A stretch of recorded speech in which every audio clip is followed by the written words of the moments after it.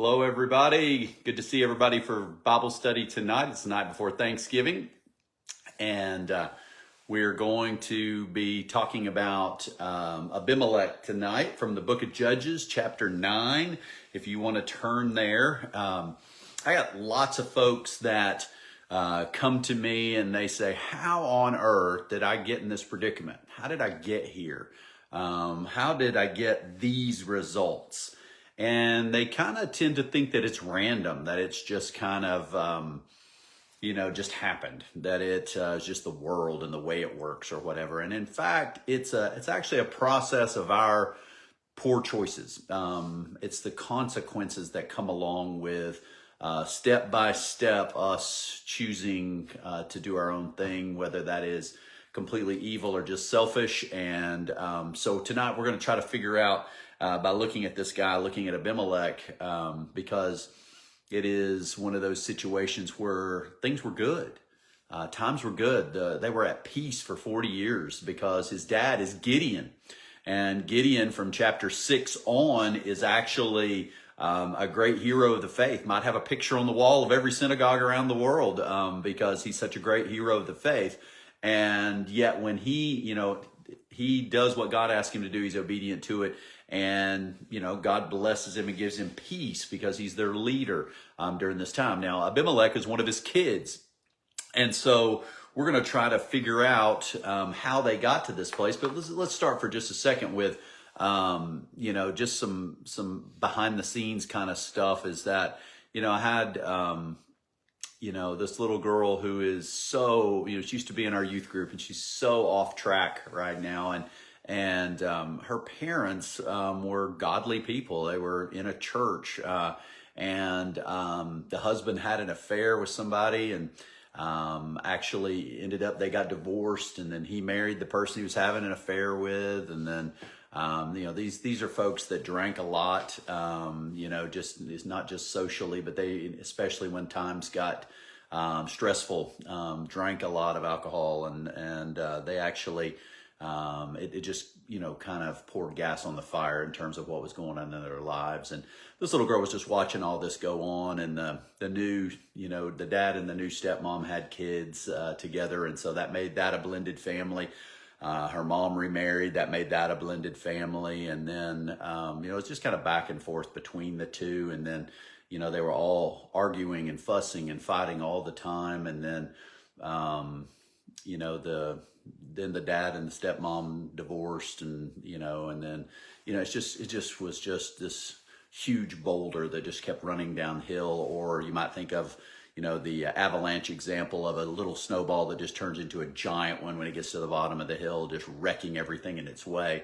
And we're unwilling because of denial. It's one of our strong suits a lot of times, is denying that any of it was our fault. And so it's just a question of us taking some ownership for those choices. So in this particular passage, you have Abimelech in chapter 9 of Judges, and it says, Abimelech, son of Jerubbaal, that's a second name for Gideon, right, went to his mother's brothers in Shechem and said to them and to all his mother's clan, ask all the citizens of Shechem, which is better for you, to have all 70 of Jerubbaal's sons rule over you, or just one man? Remember, I am your flesh and blood. So if we're starting this story in chapter 9, we're trying to figure out, okay, how come Abimelech is the guy that he is? Why is this kid grown up to be this guy, this jerk, this guy that is completely power hungry and looking for ways? He's not, he's as bloodthirsty as they come, and he is looking for some selfish ways so that he can have power and absolute power. And so let's see, what ownership did Gideon have in it? Because a lot of times we as parents will go, our kids are grown, we don't have any responsibility, for that. And yet we do need to take some ownership in kind of how they turned out, whether that's good or bad. And, I give God all the credit, in terms of how my kids have grown up. Completely, it wasn't anything that I did, but in terms for most of us, it is, how good we parent is, going to be a direct result. Our kids are a direct result of that. And so when we look at Gideon, what did we find? Well, you found success to start with. And so when times are good and you've got plenty, there is the opportunity for you to live in excess. And so in terms of us, if you don't have a ton of stuff going on in terms of your having to be at war or having to worry about this or that, you can actually physically just party, because times are good. And that's kind of what you find for him, for Gideon, is that when things turned out so well, he swung the pendulum over even, to the extreme. What I mean by that is, I'm about to sneeze. What I mean by that is that he had more than one wife, and it says many when we read in there. If you look in chapter 8, it says verse 28. It says so Judges 8:28. Thus Midian was subdued before the Israelites and did not raise its head again. During Gideon's lifetime, the land had peace 40 years.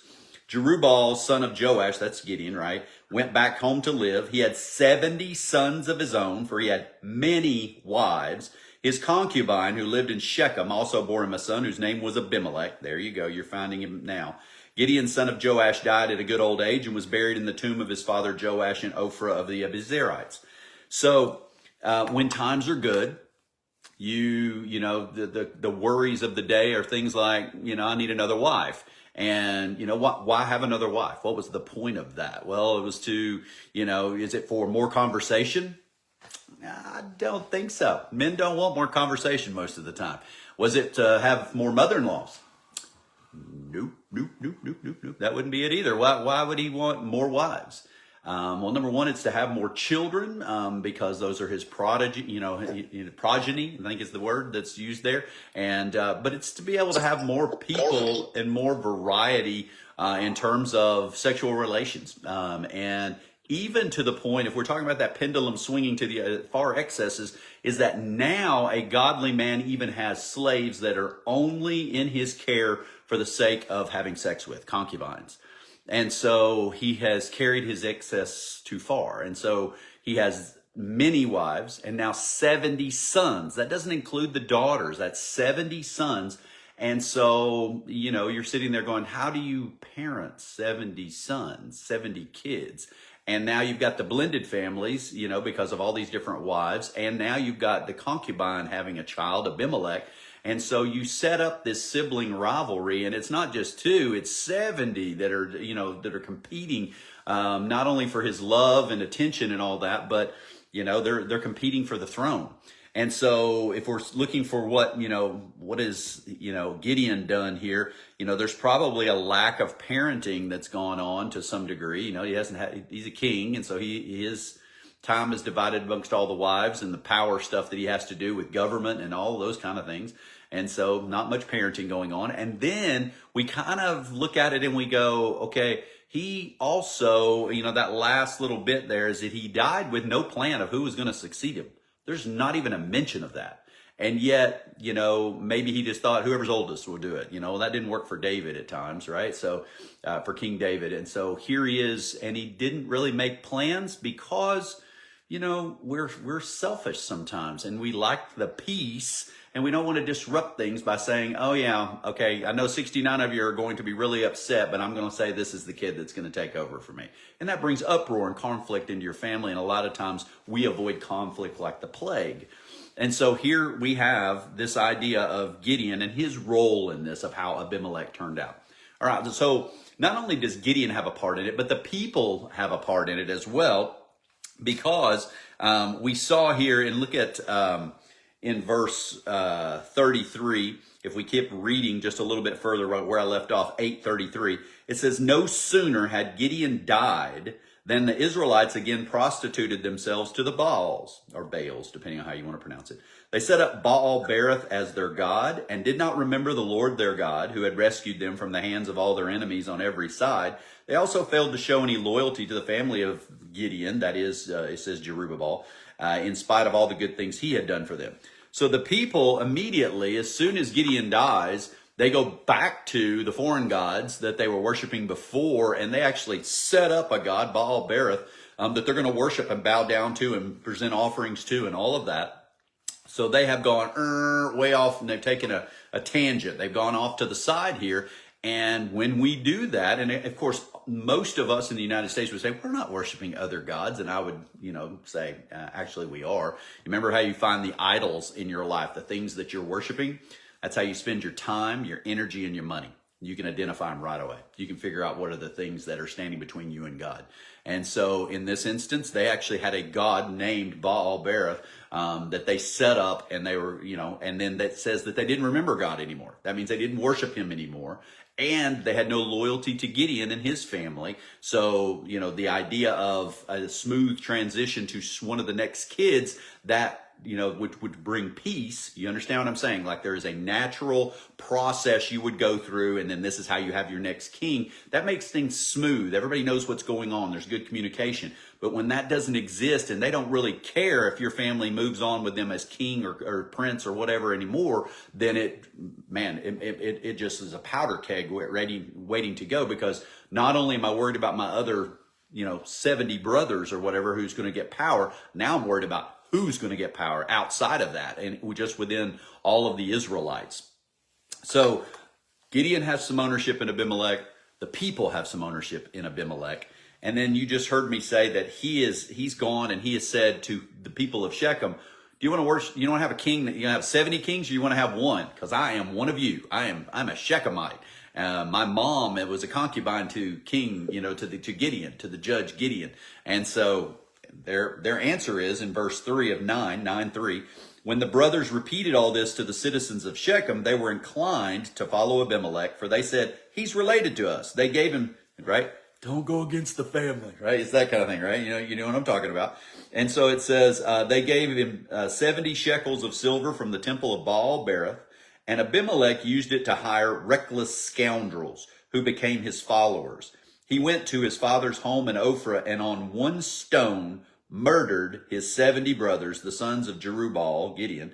But Jotham, the youngest son of Jerubbaal, escaped by hiding. Then all the citizens of Shechem and Beth Millo gathered beside the great tree at the pillar in Shechem to crown Abimelech king.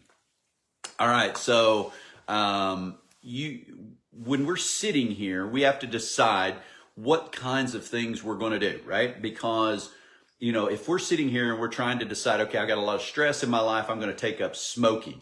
What do we know about smoking? If I'm just using smoking as an example, right? We could use anything. We could use alcohol. We could use heroin. We could use food. We could use anything, to sit here and go, okay, I'm going to use this. Even work. You can throw like a workaholic kind of thing in there, because eventually all these things, if you make them your God, will kill you.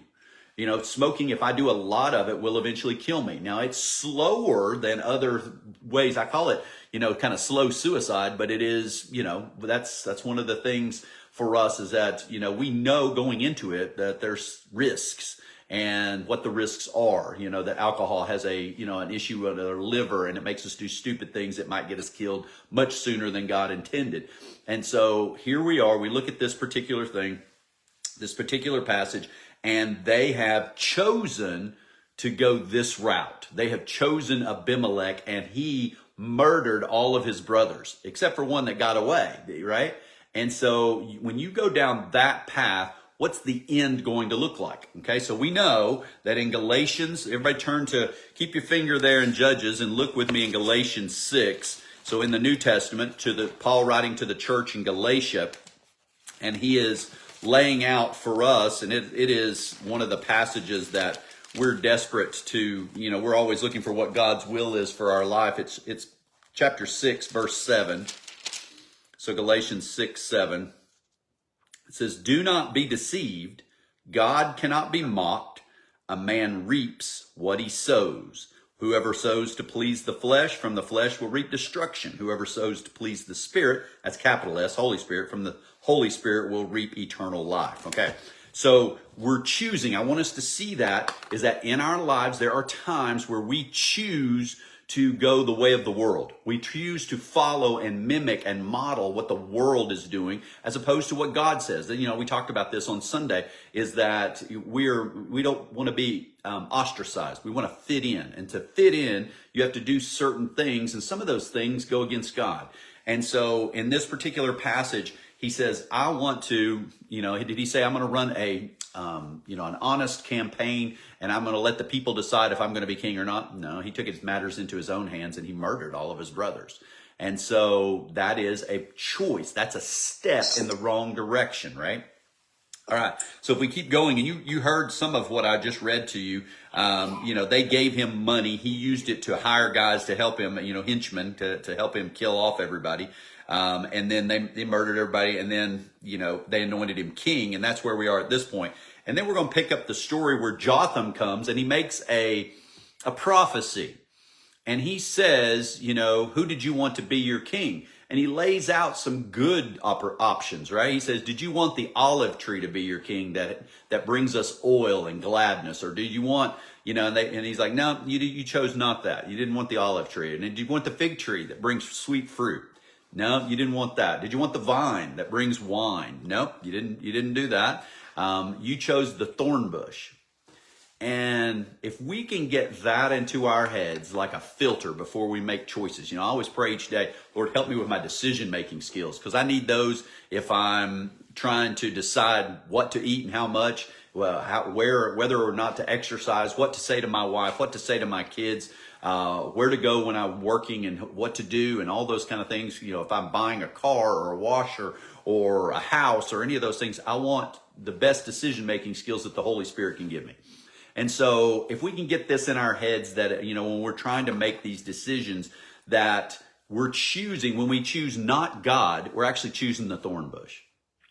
And the thorn bush is going to injure us all the way. It's just one cut after another. And I talk about that one of the things today in the United States that gets us so much, and it's why our suicide rate is so high, is the idea of a death by 1,000 cuts. It's just one little bad thing after another that happens, and it's just like ding, ding, ding, ding, ding, ding, ding, ding, ding. And it just beats us down to a place where we're like, I'm tired of this. I just want to be done with this and rest. And, and suicide is the answer that lots of folks right now are choosing. And so this guy comes and he goes, you've chosen the thorn bush. And note that when we get ready to make a decision, sit there and look at it for just a minute before you make that, that hair trigger, that quick knee decision, right? That knee jerk reaction that I'm going to choose this. And if I choose this, this is a thorn bush. This is something that's going to bring a lot of pain and suffering into my life. And if we can do that, then we step back and then we can go a different direction and follow God where he wants us to go. Something that is long lasting and brings peace and satisfaction and all those wonderful things. So he comes, he does this prophecy, and he says, this is what's going to happen to you. And then if we pick up, look at it's 922. It says, after Abimelech had governed Israel 3 years. Now, some people would say, why didn't God deal with him immediately?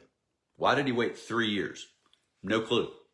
God is orchestrating, setting everything up, and he makes everything work out for him to get all the glory and for everybody to get the blessings they're supposed to get or the consequences they're supposed to get. And he is orchestrating all that. And for some reason, he waits 3 years here in this particular place for something to happen for him to get, what's coming to him. And God is working behind the scenes the whole time. Don't get me wrong. God is not slow. It says, God stirred up animosity between Abimelech and the citizens of Shechem so that they acted treacherously against Abimelech. God did this in order that the crime against Jerubaal's 70 sons, the shedding of their blood, might be avenged on their brother Abimelech and on the cities of Shechem, who had helped him murder his brothers. And so it says, in opposition to them, these citizens of Shechem set men on the hilltops to ambush and rob everyone who passed by, and this was reported to Abimelech. Now, there's actually 3 things that happen here, bang, bang, bang, and they all seem to be in favor of Abimelech. And again, we don't understand, just like Habakkuk in the Bible, there's a whole book, by Habakkuk, and Habakkuk goes, Lord, why do you let evil people succeed? Why does evil flourish in our world? And you have to remember the old cliche, the great quote is that, when good people do nothing, evil flourishes, right? It is just, and so that's part of what's going on here, is that we as Christians aren't doing our part obedience-wise, and so evil people flourish. And so here he is, and it seems like for 3 years he's flourishing, and these 3 stories that are all back-to-back right here are the story of Gaal, son of Ebed, and he actually comes into town with his clan, his family, and he's like I don't like this Abimelech guy. He's a bad leader. We should get rid of him. What a joke he's been, just kind of, talking about this administration that's there or whatever. And somebody overhears him, tells the second in command, and the second in command tells the king. And so the next day, the king shows up with all of his men and just routs, Gaal, son of Ebed, and his men. And that seems like a victory for Abimelech. And we go, okay, how did he get that victory? And sometimes it's just that he had more men than the other guy, or he had better fighters than the other guy. Remember that says he had dirty, rotten scoundrels that were fighting for him. So these are kind of experienced guys in the shadows. And so here he is. And so the next one is that he goes out, and the people of Shechem go out in the field. They're looking for the fight now. And he goes out and meets them head on and defeats the people of Shechem. And so it says, if we read the last little bit of that, when he's fighting with them, it says, let's see, the next day the people of Shechem went out to the fields, and this was reported to Abimelech. I'm in verse 42. So he took his men, divided them into 3 companies, and set an ambush in the fields. When he saw the people coming out of the city, he rose to attack them. Abimelech and the companies with him rushed forward to a position at the entrance of the city gate. Then 2 companies attacked those in the field and struck them down. All that day, Abimelech pressed his attack against the city until he had captured it and killed its people. Then he destroyed the city and scattered salt over it. Now, that's the second one that's back to back. Another victory here. But at the same time, I want you, as we're reading these 3 stories, and it actually will turn into 4 that are back to back to back, is that it seems like he's winning victories, but who's he winning victories against? The people of Shechem, who rebelled against Gideon's family, the people of Shechem who took and said, we don't want God as our, we don't want to worship God anymore. We want to worship Baal-Berith, set up a temple to Baal-Berith. And then they gave money to Abimelech to go and kill the 70 sons, or so that he would have the money to go and hire the rotten scoundrels to kill off the 70 sons of Gideon. This is who he's winning victories over. So notice when you choose the thorn bush, and they both did, the people and Abimelech, is that the result is, as John 10:10 always tells us, that the thief, Satan, he only comes to what? Steal, kill, and destroy. And so in this story, the people that are getting of Shechem are taking a beating like nobody's business. And this is the second story. So the third story is that he goes into that town that he just mentioned, and there's a tower there, and there's like 1,000 people in that tower, and they're hiding. They're locked up in there. It's a safe place for them. They're in their safe room. And so Abimelech sees this, and he goes up, just outside the city, gets a load of firewood, and he says, everybody, do the same as me. And all his men go gather firewood. They lay it around the tower, set it on fire, kill everybody that's in there, everybody in the tower. And so we sit there and we go, another victory for Abimelech. This is 3 victories in a row. Against who? The people of Shechem. And so finally, there's this fourth, there's a fourth one that comes up here. And it says, next Abimelech, this is verse 50, went to Thebez and besieged it and captured it.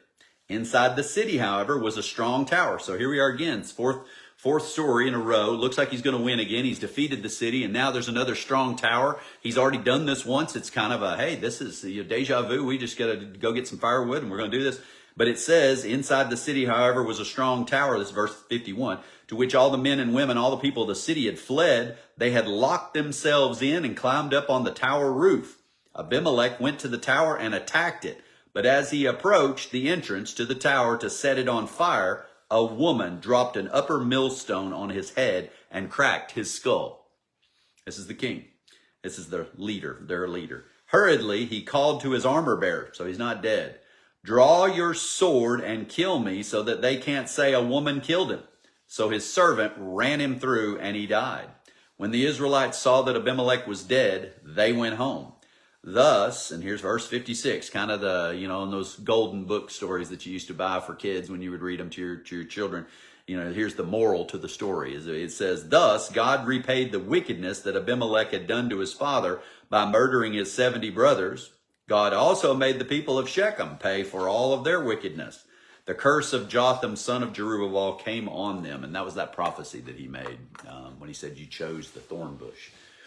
So for us tonight, before we head out and go to Thanksgiving, and then on to Christmas just shortly after, we have to make up our minds as we're riding in the car over to our families, or they're coming to our house. When you get up in the morning, hey, you know, my words and my actions are going to be a testimony to my love of Jesus Christ. And no matter what's said or done by somebody else, my response is not going to be to choose the thorn bush, because it makes us feel better at times to choose the thorn bush, because we say hurtful, really smart aleck, sarcastic things to people, and it hurts them, and we can see that it hurts them, and we use our words as weapons, and we go, yeah, take that. You deserved it. Take that. And maybe by our actions, the things that we physically do, you know, whether we push or shove or whatever that we do, you know, ball our fists up, whatever it might be, it makes us feel better. It makes us, you know, unless you get your behind kicked, and then, you know, you get something else. But tomorrow you have the opportunity to be Jesus' hands and feet to people who may not know him at all. Thus the reason for their actions and the words that they use to you. So, you know, Jesus died on the cross for his friends. And I will say almost every time that we do communion, or every time that I'm given an altar call, I will say he didn't just die for his friends. He died for his enemies. He died for the people who nailed him to the cross, the people who, you know, made fun of him and mocked him and spit on him. He died on the cross for them as well, to give them the opportunity. He says, I died for anyone who would believe, is what's put out there. And so for us, you know, we're supposed to be walking. He's called us. He says, take up your cross and follow me. And tomorrow may be one of those cross days. And instead of choosing the thorn bush, we instead show them the love of Jesus. God bless y'all. Have a great evening, and enjoy your Thanksgiving with your family. Have safe travels, and we'll see you next week. God bless you.